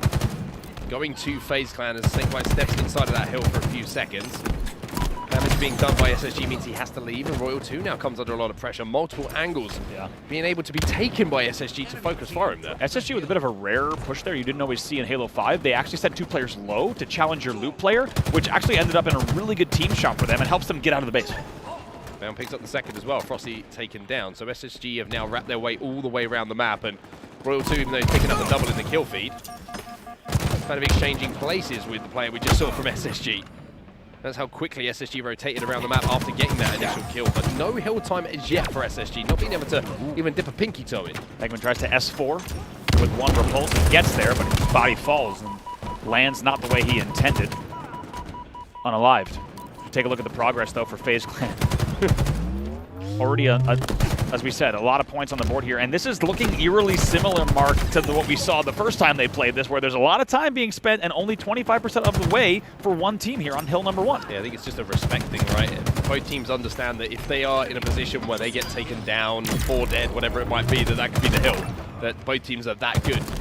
Frosty going to step inside for a second, does have the QT, so he's going to be able to stay alive for just an extra second, maybe longer than he would previously, but doesn't get to snap away too far from that ball. He's buy himself a little bit more time. 3 dead here for FaZe Clan. Finally, Space Station have map control. I'm surprised in situations like that we don't see Frosty drop once the QT set top, just because, and granted, these players are on the stage for a reason, and they play this a lot more than we have. However, I'm just surprised whenever a QT set, when you have that freebie right back, that the drop isn't made to create distance and really leverage that distance between the QT. We'll have to see if we see more of that, and of course Frosty's going to have much more information and comms about exactly what was happening bottom middle in that scenario. But as we say, SSG about to tie it up on this first hill, but only 240 left. Certainly are. Penguin going to prioritize hill time here over the sniper rifle as well. Sniper's going to go over to Renegade. Now, is that going to be a mistake? Or is that going to be something that actually favors SSG if they can control the map even better? Shots coming in from Stella, has to back down, just jumps away. Gandhi hops to make himself a hard kill. But look at SSG, they are kind of reaping the rewards of it. Finally, FaZe get him out of that hill, and Renegade has to step inside of it. Penguin doesn't go down as yet, and now Eco just constantly being such a nuisance. His shins get broken, and his life gets taken for a few seconds, but SSG did such a good job there of just keeping FaZe at bay and staying inside that hill. Let's see how this goes. 2v2 right now, and this will decide where this hill goes. We need to get him out. Penguin gets it. Penguin is the first one to score. Look at the patience from SSG. For the first 2.5 minutes, they don't get any hill time, and then they wait until the right time to strike. They take that first hill. Gotta be honest, I've got to question some of FaZe's strategy that I'm seeing on this King of the Hill, because again, you're looking at the kills, right? You've got Renegades at 10 and 5, you've got Frosty in the positive, you've got Royal 2 even, you've got Snakebite positive, and they lose that first hill. They don't contest it, they don't even try and force them out of that hill. It's overthinking sometimes, I think. Like, if you die inside of that hill, fine. Like, as long as you're holding map control off the back of it, but letting SSG just go on challenging that hill, I just don't think he can allow that to happen. I don't think so. Let's see what FaZe can do here. Just amazing progress from the driveway hill off the back of that first hill. Maybe a little bit of a wake-up call for them. Renegade just about to close this one out. Frosty with good angles as well. Penguin doesn't get that kill, but at what cost? Royal 2 does chase him down. Now this is a hill which is much easier to lock down. You can see FaZe have already got the majority of it in their command, and this is going to be tied up a 1-to-1, you would imagine. Bound the only player who's anywhere near a position to challenge this one. It looks like SSG might give this one up and think about going towards that dip hill. That's exactly what they're going to do. So FaZe answer back after a little bit of a shaky start with almost a perfect hill themselves. Interesting there. I think FaZe had the opportunity to maybe delay that hill if they wanted to get kind of crafty, but I think they're just ready to get right back into the action. Yeah, I agree with you on that one. I think they're playing like they're a little bit miffed about how that first hill went, letting it slip through their fingers. And then when you're 2-0 down in the series, those kind of opportunities you quite simply cannot let slip through your fingers. Stella chasing this kill down alongside Ecos, who POV we're watching right now. And look at the setup that Space Station have got right now. All of FaZe Clan trapped in blue, and flanks coming in left, right, and center. Right now, minor man advantage to FaZe. That could be evened up with this kill, though. It is now 3v3 on the map. And Eco decides to do his work from inside that hill once more. Penguin's going to be giving him a little bit of supporting cover. Snakebite taking down a no shields, but there is Eco to finish it off. Bound now on the flank, but the rest of FaZe coming off of respawn are going to be able to chase that down, and this should be hill time going now to FaZe. Loop spawns coming in for SSG. Big 4 dead, big timing here. If Frosty could stay alive, that'd be massive. That's a very good shot there, and him staying alive, if he does, is big, as it was big damage, but not converted just yet. A little bit surprised to see SSG get out of the spawn trap so easily. It's usually FaZe so devastating when it comes to getting a 3-4 dead. They put you under pressure for 2-3 minutes afterwards, but SSG, a lot of it down to the man on your screen who just got taken down. Stella just flying out of loop, challenging the hill player almost immediately. As FaZe find themselves 2 dead. SSG do as well, but SSG are inside that hill once more. As you said, Stellar with a great double there. Surprising to see Stellar at 6 and 13 in this game. We really don't see numbers from him like that over these past 2 events. But take a look at the timer as well. 109 left on the clock. SSG is at about just shy of 50% of the way on the hill. Cool. You got to think this hill will decide it, as there's 3 dead for FaZe. Yeah, they may well do that. Frosty, the first one alive. Royal 2 coming off the respawn, just heading through the yard BR at the moment. Stella's already putting pressure on him. He has the thrust to stay alive. Ooh. This battle is going to just take time away from FaZe. Stella gets one. Stella might go down here if he can't get away, but he's got that thrust once more. Wow. He comes back out for the second kill as well. And we were saying his stat line doesn't look too good, but when you look at it, impactful kills in the game, Stella just got 2 of the most important. That was disgusting, as Space Station will go up 2-1 off of the 4 dead and then a really good conversion. Stellar just, what a nade there to bank that one in the driveway without having to continue on. Gets away somehow on top gold, and then the fadeaway to finish that kill on glass. That just paved the way. Only 45 seconds left now. It will be defense for Space Station Gaming, and very important defense, as they are now 40 seconds away, potentially from taking the series 3-0. Now gets the first kill as well, and all of FaZe are just spawning in and around blue, flowers, wherever it might be. Trades is fine for SSG. It puts them 1 step closer to winning this game. The repulse onto Frosty as well. He gets sent out of the hill. It's 4 dead for FaZe Clan, and I've got to say, it's looking like they might be picking those plane tickets out of their wallets pretty soon, because they're going to be going home. This is wild. I think Snakebite knows if he doesn't get the right damage in the right place, this game's over. This could be well and truly over here. 10 seconds left. I don't think they've even got time to get over there, to be honest with you. Stella gets taken down. They do somehow break at the last second. Frosty's inside, but Bound is still alive on S4. They need to deal with him, and with 9 seconds left on the game clock, FaZe do break, but this has to be a perfect hold from them. Wow, this is an unbelievable finish here. Bound gets a kill S1, and they just not traded. That's dangerous here for FaZe. They're already 1 down. Here comes the flood from SSG as well. Renegade stays alive. 7 seconds left on the clock. Eco standing there, playing bodyguard, making sure that nobody will pass, and with that, you get the feeling that SSG might just do this, but no! Renegade and Frosty with 1 second left! Stay inside of that hill, and Renegade gets the kill! Eco gets one as well, though. It's a 1v1. Eco versus Snakebite, but here comes Royal 2. This is unbelievable. Snakebite stays alive long enough. No, it's a double kill for Eco! Eco!